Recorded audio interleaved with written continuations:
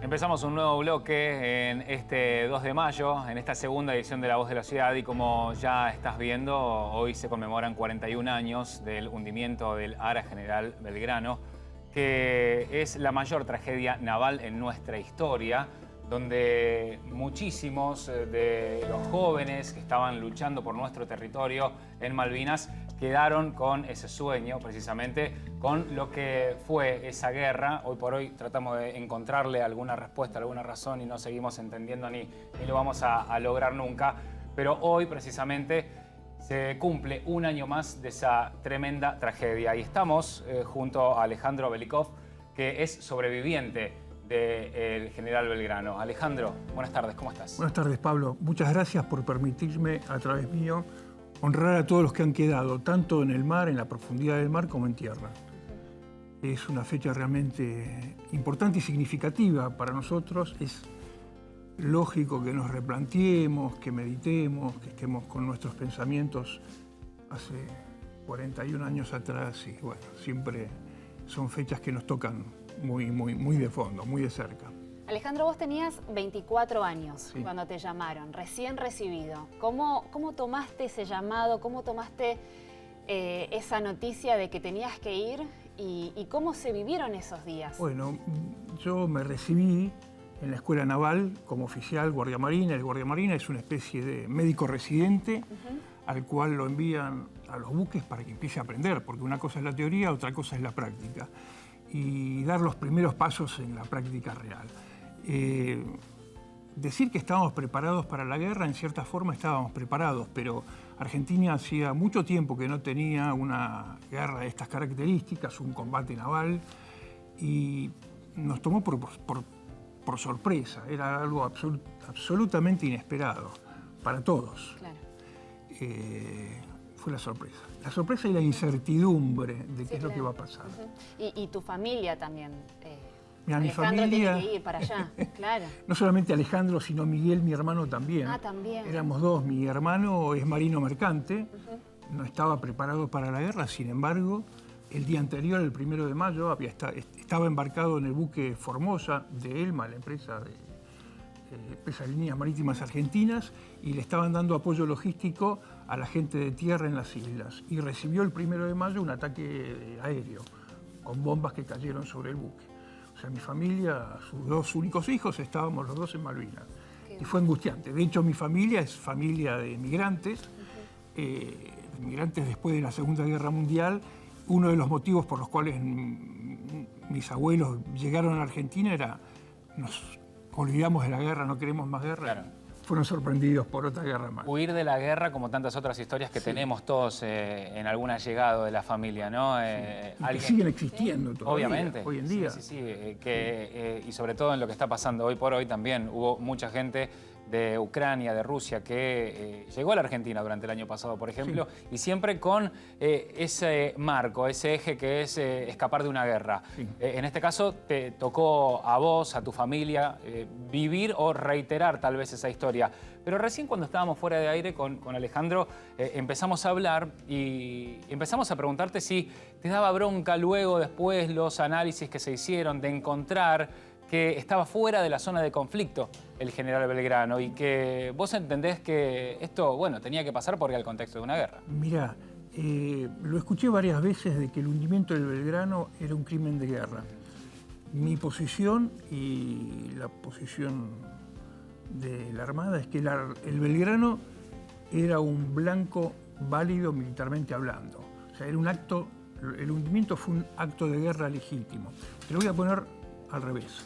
¿Qué hubiese pasado si el Belgrano hubiese tenido la oportunidad de cañonar al submarino? Claro. Lo hubiéramos hecho y hubiese sido un acto absolutamente legal. Estábamos en guerra.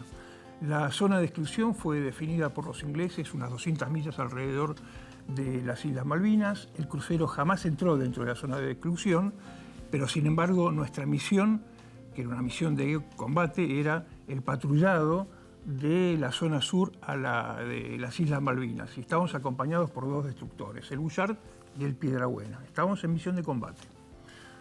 Claro. Y aparte, todo sucedió muy rápido. en poco tiempo tuvieron que evacuar, tuvieron que salir porque se hundía. Se hundía.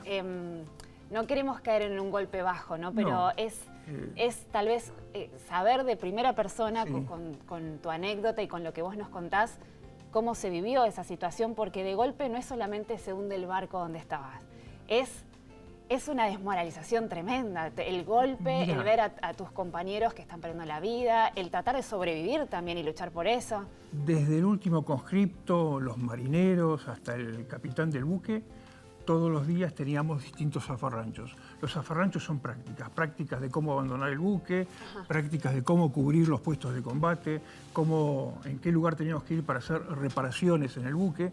Y esto era no solamente en época de guerra, sino que en época de paz también se hacen todos los días. Claro. Y estábamos adiestrados para eso. La verdad es que uno no tiene tiempo de pensar. Los tiempos son tan cortos.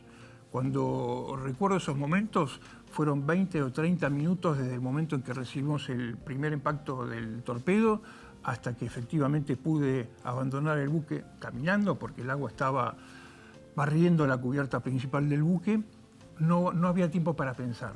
Lo que hacíamos, hacíamos casi en automático. Claro. No, eso viene después. Mucho después. El análisis. No, sí. Y todo el trabajo que te llevó a vos hoy entender las cosas y tu experiencia que te lleva a interpretarlas de otra manera. Mi actitud frente a eso es recordar el pasado, pero no vivir anclado sobre el pasado.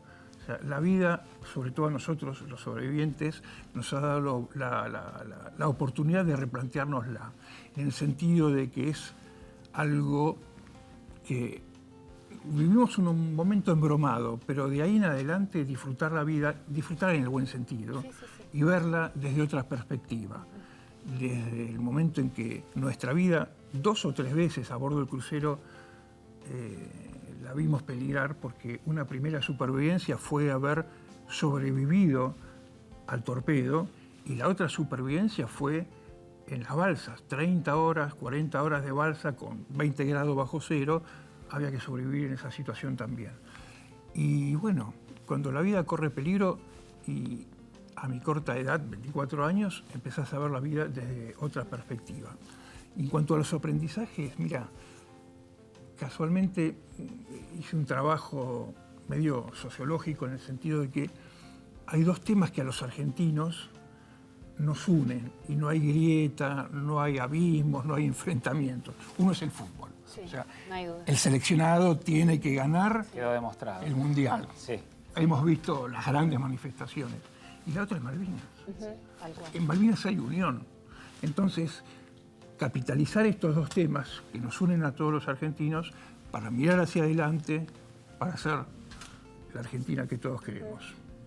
De mucha grandeza, de mucha evolución también, porque habrán sido tiempos muy difíciles, el llegar a sentir cómo lo estás sintiendo y cómo lo vivís. Es toda una maduración. Claro, sí, 24 años, no nos olvidemos de eso, y de todo lo que has vivido con tan solo 24 años. Y los 41 años de, claro, de lo que vino experiencia después. posterior. Y llegaste a casa y te Llegué recibieron. a casa, mis padres vivían en Córdoba, mi papá trabajaba en la central nuclear de Balse, fui hasta Córdoba, veo a la distancia algunas fotografías que saqué en ese momento y realmente es una cara de tristeza, de angustia, no sé si de depresión psicológicamente hablando, pero realmente una tristeza profunda. Bueno, pero después en el día a día hay que mirar para adelante, hay que seguir luchando y no bajar las armas nunca. Estabas con ellos, claro. Estaba con ellos. Después tuvimos que volver a Bahía Blanca, Puerto Belgrano, para rehacer toda la historia, porque había... Las investigaciones. Las investigaciones, había 323 desaparecidos porque no había cadáveres, entonces había que contactarse con las familias, reconstruir administrativamente todo lo que había pasado con el buque y después nos mandaron a distintos destinos. O sea, para nosotros la guerra se había terminado. Te metiste en un número que a veces nosotros, los que estamos de este lado, de la mesa, del mostrador, siempre damos las estadísticas, los números que son horribles, son fríos. Sí. Hay una persona, hay una familia detrás de esos 323 que acabas de mencionar vos.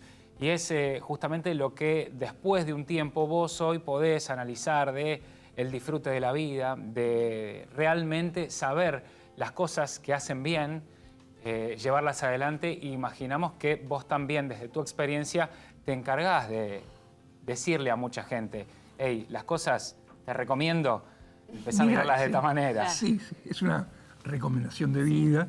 Después cada uno hace de su vida lo que más le gusta, ¿no?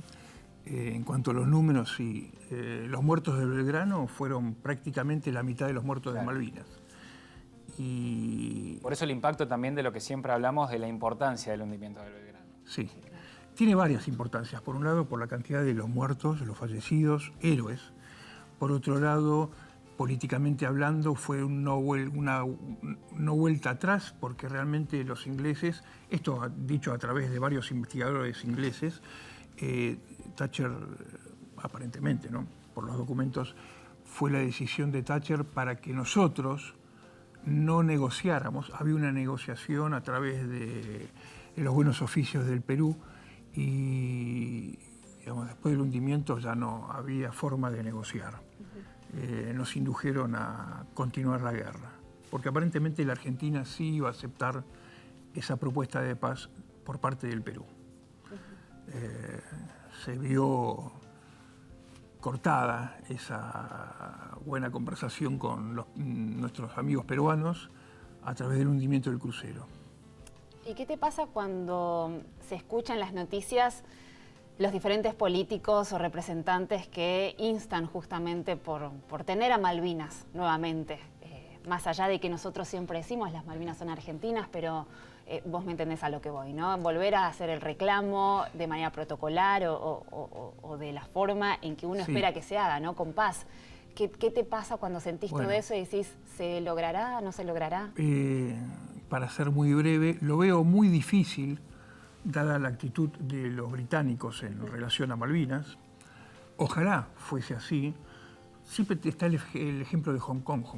Hong Kong tardó 100 años en volver bajo la férula de la República Popular China y en este momento hay un proceso de transición. Ojalá se dé con Malvinas. Espero que los políticos no sean solamente palabras, sino que realmente haya decisiones políticas a mediano o largo plazo que de alguna forma nos ayuden a restituir las islas a nuestro patrimonio. Sí. Y que no sea solamente un discurso político o de palabras de campaña, o sea, que haya algo más de fondo y que lo tengan bien pensado también.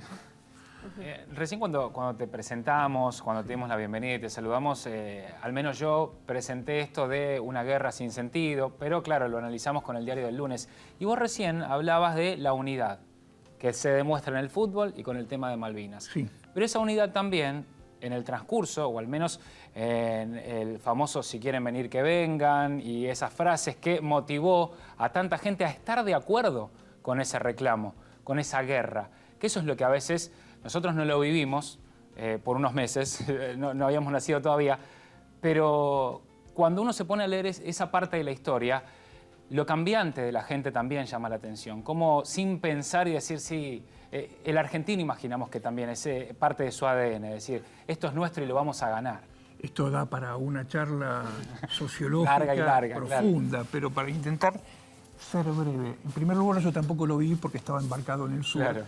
Y la televisión, hasta los buques y la radio no llegaban. Lo vi todo con posterioridad. En la guerra, lo estamos viendo ahora entre Rusia y Ucrania, es muy común este tipo de actitudes para envalentonar al pueblo, para convencer al otro, engañar al enemigo y todas esas cosas que hacen los militares o los estrategas en momentos de guerra. Después de Malvinas hubo una especie de negación, hay que reconocerlo en el pueblo. Habíamos perdido la guerra y era una especie de cola de paja, culpa, perdimos la guerra, perdimos el mundial. Silencio, la selección perdió. Pero gracias a Dios y no sé cuál otro motivo, en los últimos años Malvinas empezó a unirnos. Entonces hablar de guerra sin sentido. Las guerras, ninguna guerra tiene sentido, mueren personas, y hablar de una guerra sin sentido es faltarle el respeto a las 660 héroes que están en las islas y en el mar. Y el sacrificio de ellos debería bastar para que nos unamos como país, como nación.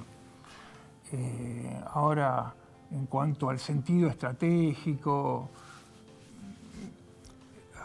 yo no soy político, no soy un estratega y no me siento con la capacidad de poderme pronunciar. Tengo opiniones personales. Ojalá las guerras pudiesen ser evitadas, pero a veces las guerras no pueden ser evitadas. Y de hecho, los últimos 50 años de historia, uno después de la Segunda Guerra Mundial hubiese dicho se acabaron los conflictos, pero sin embargo el mundo vive en conflicto constante. Se ve que en cierta medida la guerra está dentro de la naturaleza humana, nos guste o no nos guste. Y por favor, no estoy haciendo una apología de la guerra. Por supuesto, No se entiende claramente. Estoy mirando, leyendo una realidad. Lo bueno sería capitalizar todos estos dolores inmensos para el bien.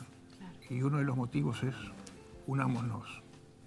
Pasaron 41 años y seguís en contacto con tus compañeros de buque, los que sobrevivieron. Sí, sobre todo éramos recién recibidos 12 compañeros de la misma promoción de la escuela, me veo con ellos sobre todo. Sí. De los 12, 3 fallecieron en la explosión o durante el abandono del buque. Uno falleció posteriormente, o sea, quedamos vivos 8. Unos viven en el exterior, otros viven en Ushuaia, pero casualmente en estos días nos vamos a juntar porque da la coincidencia de que estamos los 8, o vamos a estar los 8 en Buenos Aires, así que dentro de los próximos días nos juntamos. ¿Y cómo son esos encuentros? Con mucha alegría y muchos sentimientos, ¿no? Hay como una especie de hermandad, claro, y de saber que el otro pasó lo mismo que pasó uno. Sí, y siempre uno descubre cosas nuevas y vivencias del otro que le da nuevas lecturas a lo que pasó en ese momento. Eso te quería preguntar, ¿comparten ese sentimiento de disfrute que vos recién nos contaste? Es un disfrute contradictorio, sí, porque fueron momentos de padecimiento. Es como que el sobreviviente de los Andes se encuentra los uruguayos. Sí, se cayó. O sea, no es para repetirlo, no es un disfrute de lo que pasó en ese momento, sino un disfrute de volvernos a encontrar y estamos vivos y qué ha sido de la vida de cada uno de nosotros. La definición que vos nos diste, es decir, ahora estoy acá, no mirar tanto para atrás y mirar para adelante. Sí. Es esa misma sensación de aferrarse a la vida y esa nueva oportunidad que te dieron. Sí. Casi en forma unánime. Claro. Sí. Y en estos días cuando, bueno, más específicamente en el día de hoy, ¿qué te pasa cuando comenzás el día, te levantás, recordás todo eso o un día trato de hacer un día común? Más allá de que viniste, que para nosotros es un honor tenerte acá en el noticiero, hay días que sí lo recuerdo. Es más allá de la fecha. Yo soy un agradecido de la vida por muchos motivos. Uno de los tantos motivos es este. No te digo que soy religioso y le digo gracias a Dios, pero en cierta forma, directo o indirectamente, lo hago. Trato de, aunque sea un día absolutamente rutinario, de esos que uno hace todos los días, pero hay un disfrute en la rutina también. Y en los hechos extraordinarios también y con mucha más alegría, sí. Alejandro, te queremos agradecer por estar con nosotros. Nuevamente, el agradecido soy yo porque de esta forma quiero homenajear a todos los que quedaron, los verdaderos héroes. Sí. Muy bien, a los 41 años de ese día que te marcó, un antes y un después, a vos, a todos los argentinos, y hoy lo estamos conmemorando en este 2 de mayo, 41 años del hundimiento del Belgrano. Vamos a hacer una pausa, quédate con nosotros que enseguida seguimos con más información.